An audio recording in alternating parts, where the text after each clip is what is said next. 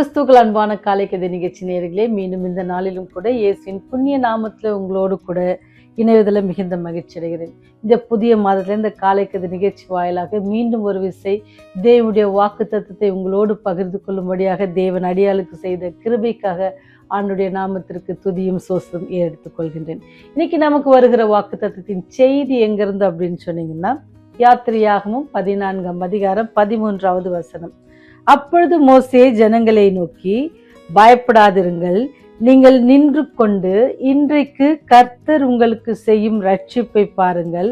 இன்றைக்கு நீங்கள் காண்கின்ற எகிப்தியரை இனி என்றைக்கும் காண்பதில்லை அப்படின்னு சொல்லி அந்த வசனம் இருக்குது. கர்த்தர் உங்களுக்காக யுத்தம் பண்ணுவார், நீங்கள் சும்மா இருங்கள் என்றான்.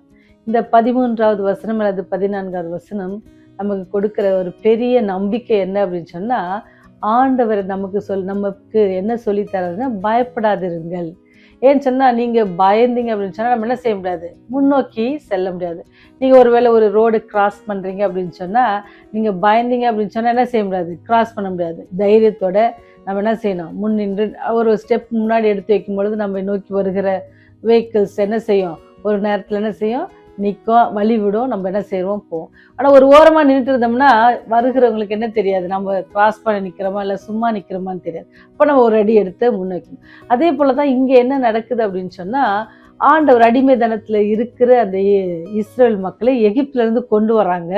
அங்கேருந்து இப்படி கொண்டு வரும் பொழுது எகிப்தியர் பின்னாடி அவங்கள விரட்டுறாங்கன்னு தெரிஞ்ச உடனே யார் பயப்படுறா, இஸ்ரவேலர்கள் பயப்படுறாங்க. அவங்க சொல்லுகிற வார்த்தைகள்லாம் பார்த்தீங்கன்னா ரொம்ப ஆச்சரியமாக இருக்கும். ஆண்டவர் பெரிய 10 வாதைகள் அவர் கண் முன்பாக நடக்குது, அதெல்லாம் பார்த்துருக்குறாங்க. அவங்க செய்த அற்புதங்கள், தேவன் அவர்களுக்கு எவ்வளவாய் பாதுகாத்தார். அந்த தலைப்பிள்ளை சங்காரம் நடந்துச்சு இல்லைங்களா, முதற் பேரான பிள்ளைகள்லாம் மரித்து போற, அதுல கூட இவங்களை என்ன செஞ்சார், ஆண்டவர் அதிகமாக என்ன செஞ்சாரு, காப்பாற்றி ரட்சித்து அவங்களுக்கு என்ன செஞ்சாரு, எல்லாவற்றையும் புரிய வச்சு அவங்களை அங்கேருந்து கொண்டு வராங்க. ஆனா அவங்க பின்பாக அவங்க எகிப்தியர்கள் விரட்டுறாங்க அப்படின்னு தெரிஞ்ச உடனே அவங்களுடைய வார்த்தைகள்லாம் பார்த்தீங்கன்னா ரொம்ப இதுவாக இருக்கும். மோசையை நோக்கி அவங்க சொல்லுவாங்க, என்ன சொல்கிறாங்கன்னா, நீங்கள் ஏன் எங்களை இங்கே கொண்டு வந்தீங்க, நாங்கள் அதுக்கு எகிப்தியர் என்ன செஞ்சுருப்போம், அடிமைகளாக வேலை செஞ்சுருப்போமே, நீங்கள் இங்கே கொண்டு வந்து இந்த வனாந்திரத்தை நாங்கள் சாகணுமா அப்படின்னு சொல்லி அவங்க வருத்தப்பட்டு அவங்க யாரை நோக்கி, மோசையை நோக்கி சொல்கிறாங்க. ஆனால் பின்னாடி ஏன் ஆண்டவர் அந்த எகிப்தியர்களை பின்தொடர வைச்சார் அப்படின்னு பார்த்தா, ஏன் அவர் சொல்கிறாருன்னு சொன்னால், பின்ன நாட்களில் யார் என்ன சொல்லிடக்கூடாது, எகிப்தியர் என்ன சொல்லிடக்கூடாது, அந்த மக்கள்லாம் போனாங்க, போய் என்ன செஞ்சாங்க, எதுவும் கடக்க முடியாமல் அவங்க வனாந்தரத்தில் என்ன செஞ்சிட்டாங்க, மரித்து போயிட்டாங்கன்னு எதுவும் சொல்லிடக்கூடாது, ஆண்டவர் அவங்களே அழிச்சிட்டாங்க அப்படின்னு சொல்லிடக்கூடாது அப்படின்னு சொல்கிறதுக்காக தான் ஆண்டவர் என்ன செய்கிறாருன்னா, பார்வோனின் மனிதை கடினப்படுத்தி என்ன செய்ய பின்தொடர வைக்கிறாரு. ஏன்னு சொன்னால், இஸ்ரேல் மக்களும் புரிஞ்சு கொள்ளணும், அவங்களை அழைத்து வந்தவர் உண்மை உள்ளவர், வாக்கு தத்தம் பண்ணினவர் உண்மை உள்ளவர், கானான் தேசத்தை தருவேன் என்று சொன்னவர் உண்மை உள்ளவர் அப்படின்னு சொல்லி புரிந்து கொள்ளணும் தான் இந்த நிகழ்ச்சிகள் நடக்கிறது. இந்த மக்களுக்கு அவங்க சொல்ற வார்த்தை பாருங்களா, ஜனங்களை நோக்கி. ஏன்னு சொன்னா, ஜனங்கள் சொல்ற வார்த்தைன்னு சொன்னா, அந்த வனாந்திரத்துல சாகிறதுக்கா எங்களை நீங்க கொண்டு வந்தீங்க, அதுக்கு நாங்க பதிலா எங்க செஞ்சிருப்போம், எகிப்திலே வேலை செஞ்சு செத்துருக்கலாம் அல்லது நாங்கள் வாழ்ந்திருக்கலாம், ஆனால் நீங்கள் எங்களை வனாந்திரத்தில் கொண்டு வந்தீங்களே அப்படின்னு சொன்னோடனே மோசே சொல்ல, பயப்படாதிருங்க, என்னது, நீங்கள் நின்று கொண்டு இன்றைக்கு கர்த்தர் செய்கிற ரட்சிப்பை பாருங்கள் அப்படின்ட்டு சொல்லுவார். என்ன ஒரு விசுவாசம், என்ன ஆண்டவர் மேல் வைத்திருந்த ஒரு நம்பிக்கை. ஆண்டவர் அவரை அழைத்திருக்கிற, ஆண்டவர் எல்லாவற்றையும் செய்ய வல்லவர். ஏன்னு சொன்னால் அவருடைய குழந்தை பருவமே அவருக்கு பெரிய சாட்சி இல்லை. எல்லா ஆண் பிள்ளைகளையும் மதிக்க கொடுத்திருக்கிற அந்த காலகட்டங்களில் பாதுகாக்கப்பட்ட மனுஷன் தான் யாருன்னு சொன்னா மோசே. அப்போ அந்த மனுஷன் சொல்றாரு, பயப்படாதீங்க, ஆண்டவர் உங்களுக்கு ரட்சிப்பு. நம்ம 11 மாதங்களை கடந்து வர செஞ்சிருக்காங்க ஆண்டவர் இல்லை, அது எத்தனை நன்மையான காரியங்கள், எவ்வளோ கஷ்டங்கள் இருந்திருக்கும், எல்லாமே போயிருக்கும், மனசோர்வுகள், மன வேதனைகள், வியாதிகள், மரணங்கள், எவ்வளோ காரியங்கள் எல்லாரும் தாண்டி வந்திருப்போம். எல்லாருடைய வாழ்க்கையிலும் நம்ம நினைக்கிறோம் எல்லா மனுஷங்களும் சந்தோஷமா இருக்கிறாங்க அப்படின்னு சொல்லி, எல்லாருடைய வாழ்க்கையிலும் அங்கங்கே சில காரியங்கள் இருக்க தான் செய்யுது. அவங்களுக்கும் சோர்வுகள் இருக்குது, சோதனைகள் இருக்குது. அவற்றின் மத்தியில் ஆணுடைய பிள்ளைகளுக்கு பெரிய நம்பிக்கை என்ன, உங்களுக்கும் எனக்கும் என்ன, இந்த சத்தியத்தை கேட்கிற பிள்ளைகளுக்கும் என்ன அப்படின்னு சொன்னால், ஆண்டவர் கொடுக்குற ஒரு பெரிய வாக்கு தத்துவம், பயப்படாதீங்க. எகிப்தியன் என்று அப்படின்னு சொல்லும் போது அடிமைத்தனம். என்னெல்லாம் நம்ம அடிமைப்பட்டிருந்தோம், என்னெல்லாம் காரியங்களுக்கு நம்ம அடிமைப்பட்டிருந்தோம், என்ன காரியத்தெல்லாம் நம்ம தேவையாக இருந்துச்சு, எதுக்கெல்லாம் நம்ம ஆசைப்பட்டிருந்தோம், அதெல்லாம் கிடைக்காத ஒரு காலகட்டத்தில் சொல்கிற ஒரு வார்த்தை தான் என்னென்னா, பயப்படாதீங்க. அதுலேருந்து உங்களுக்கு ஒரு ரட்சிப்பு கிடைக்க போகுது. அதுலேருந்து நீங்கள் விடுதலையாக போகிறீங்க.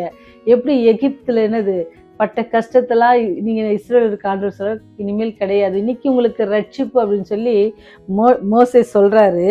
அதனால சொல்றேன், இன்று கண்ட எகிப்தனை நீங்க இன்னைக்கும் காண மாட்டீங்க அப்படின்னு சொல்லி அன்னைக்கு இஸ்ரவேலருக்கு இருந்த பிரச்சனைனால இப்ப நமக்கும் அதே மாதிரி தான். நமக்கு இருக்கிற பிரச்சனைகள் மத்தியில, நமக்கு இருக்கிற தேவைகளின் மத்தியில, நமக்கு இருக்கிற போராட்டத்தின் மத்தியில, நமக்கு வருகிற எதிராளியின் மத்தியில, நமக்கு வருகிற சோதனையின் மத்தியில தேவன் நமக்கு கொடுக்கிற வாக்குத்தத்தம் என்ன அப்படின்னு சொன்னா, பயப்படாதீங்க.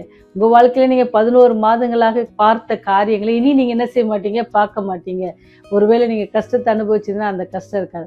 ஆனா ஒருவேளை ஆண்டவர் உங்களோடு கூட இருந்து எல்லாவற்றையும் தாண்டி வர செய்து சமாதானத்தை எப்படி இஸ்ரவேலர்களுக்கு பெற்றார்களோ அதே போல ஆண்டவர் சொல்றாரு, கஷ்டமான காரியம் எகிப்தியன் சொல்றாரு பார்த்தீங்களா, இன்று கண்ட எகிப்தனை எப்பவுமே காண மாட்டேன். உன்னை விரட்டிட்டு வந்தாங்கல்ல அந்த எகிப்தனை இனிமேல் பார்க்க போறதுல. ஏன்னு சொன்னா அந்த சமுத்திரம் என்ன செய்ய போகுது, அவங்கள மூடி போட போகுது. அதே போல உங்களுடைய வாழ்க்கையுடைய என்னுடைய வாழ்க்கையிலும் கூட தேவன் இவ்வளவு நாள் நம்ம கடந்து வந்த பிரச்சனைகள், நம்ம கடந்து வந்த பாதைகள், வேதனைகள், கண்ணீர், கவலைகள் எல்லாம் 11 மாதமாக எவ்வளோ பிரச்சனைகள், எவ்வளோ காரியங்கள் இல்லை, நீங்க நினைத்த காரியங்கள்லாம் நடைபெறாம இருந்திருக்கும். அது சொல்றாரு, அதெல்லாம் இனிமேல் இல்லை.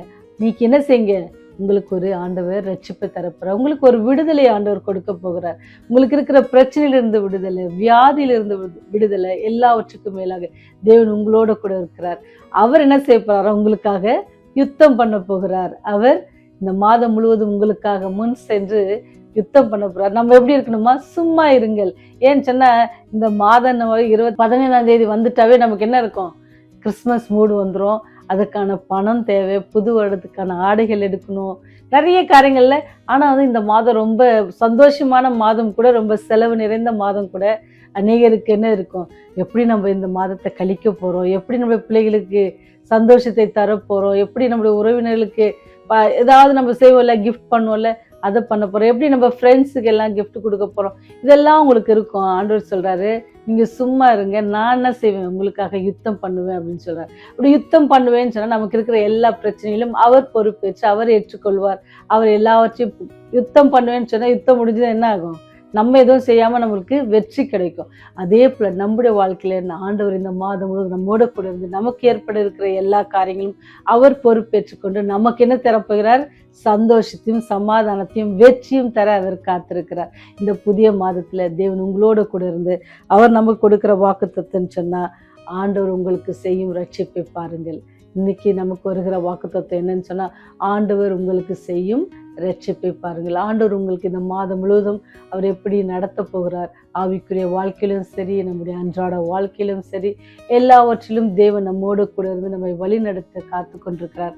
நமக்காக யுத்தம் செய்ய அவர் இருக்கிறார். நீங்கள் சும்மா இருந்தால் போதும். நம்ம சும்மா இருக்கிறோம் அப்படின்னு சொன்னால் என்னது, ஜெபம் பண்ணிட்டு ஆண்டோடைய வசனத்தை வாசித்துட்டு யாரெல்லாம் பார்க்குறோமோ அவங்களுடைய தேவனுடைய அன்பை சொல்லிட்டு நம்ம அன்பை பகிர்ந்தவர்களாக, ஒருவர் மேல் ஒருவர் அன்பை செலுத்துவர்களாக நம்ம இருந்தோம் அப்படின்னு சொன்னால் நம்முடைய வாழ்க்கையில் எப்படி இருக்கும், வெற்றி காணும். இப்படி புலம்பின மக்களுக்கு எப்படி நம்மளை மாதிரி தான் அவங்களும், இஸ்ரேல் மக்களும் உங்களை மாதிரியும் என்ன மாதிரி தான் புலம்புவாங்க. கஷ்டம் வரும்போது ஆண்டவர்கிட்ட ஏன் ஆண்டவரே அப்படின்னு புலம்புவோம்ல, அதே போல தான் அவர்களும்.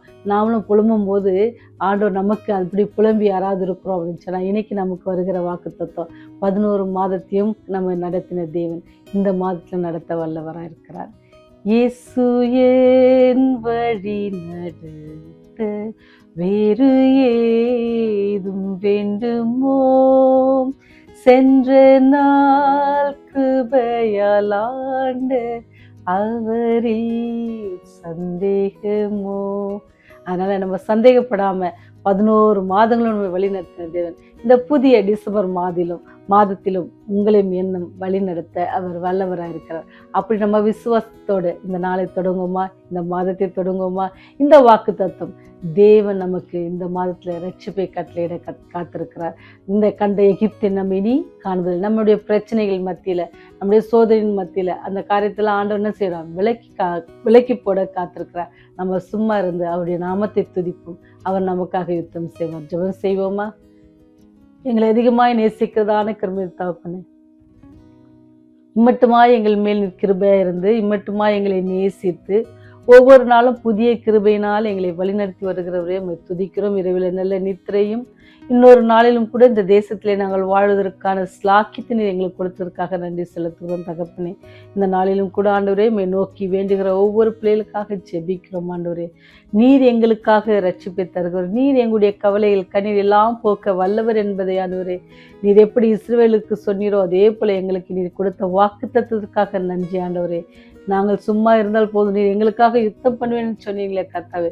அது போல ஆண்டவரே யாரெல்லாம் நோக்கி வேண்டிக் கொண்டிருக்கிறார்களோ பிரச்சனை விடுதலைக்காக வேண்டுகிறார்களோ அப்படியே கண்ணீர் கவலை எல்லாம் துடைத்து தகப்பனே நீர் இந்த மாதத்திலே அவளுக்கு சமாதானத்தின் மாதமாகவும் சந்தோஷத்தின் மாதமாகவும் வெற்றியின் மாதமாகவும் இருக்கு நீங்க கிருபை செய்யுங்க. ஒருவேளை ஆறுதலுக்காக தேடுகிற பிள்ளைகளுக்காக கூட ஜெபிக்கிறோம். ஆறுதல் படுத்துங்க, தேவைகளை சந்தித்தலுங்க. சுகவனத்தோடு பலவீனத்தோடு இருக்கிற பிள்ளைகளுக்காக ஜெபிக்கிறோம். தொடர்ந்து மருத்துவமனையில் இருக்கிற பிள்ளைகளுக்காக ஜெபிக்கிறோம்.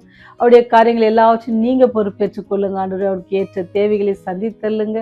அவள் எடுக்கிற எல்லா பிரயாசத்திலுடைய கரம் கூட இருந்து வழிநடத்தும் சாமி. புதிய மாதத்தினுடைய கரத்தில் ஒப்பு கொடுக்கிறோம் சாமி. அதை ஆசீர்வாதத்தை எங்கள் கரத்தில் கொடுங்க. நாங்கள் உண்மை பின்பற்றவும் உண்மை நம்பவும் உண்மை அன்பு கொள்ளவும் மேல் விசுவாசத்தோடு ஜீவிக்கும் எங்களுக்கு கிருபை செய்யுங்க. எங்களுக்காக சாத்தான் எய்கிற எல்லா ஆயுதமும் வாய்க்காதபடிக்கு செய்த ஆண்டவரே உண்மை நம்புகிற ஒவ்வொரு பிள்ளைகளுடைய குடும்பத்திலும் உடைய இரத்த கோட்டைகளை அவர்களை மறைத்து பாதுகாத்து உடைய ராஜ்யம் வரும்போது எங்களை நினைத்தள்ள வேண்டுமா இயேசுவின் வழியாய் ஜெபிக்கிறோம் ஜீவனுள்ள பரலோக தந்தையே. ஆமென். ஆமென்.